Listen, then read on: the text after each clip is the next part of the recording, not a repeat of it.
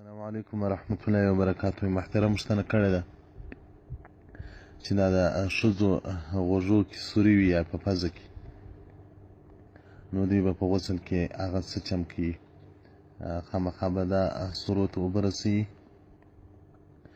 محترمه دوه صورته دي. یو صورت دا دی چې غوږوالي یې په غوږ وي او یا یې چارګل په پزه وي، نو په حالت غسل کې دی هغه وښوري کې چې اوبه ورننوځي.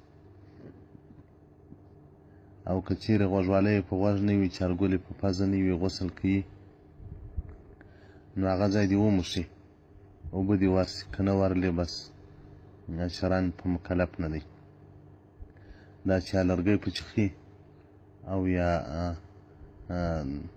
ستن په چخي په هغه ځای باندې خامخا بېلندي دا نسته، ځکه رد المحتار جلد اول صفحه 114 ابحاث الغسل کې وایي چې که لښتۍ نه وي نو هغه غار دي دغه د غوږوالي چې کوم غارونه دي هغه دې داسې په ګوتو سوکا وموښي چې اوبه ورننوځي.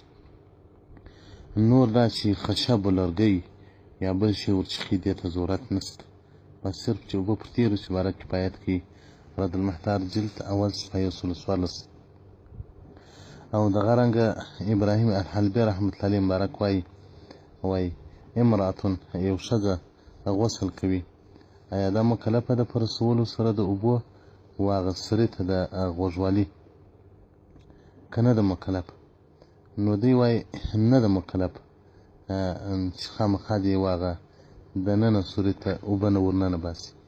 که په غسل اوبه په خپله ورننوتلې او یا دې سوکا سره وموښي ورننوتلې صحیح ده، کنې دا ته ضرورت نشته چې هغه دې لرګی رااخلي یا دې بل شی رااخلي په غوږ دننه باسي. کبیري صفحه 48 فرائض الغسل. او دغه رنګه فتاوی هندیه جلد اول صفحه 14 په فرائض الغسل.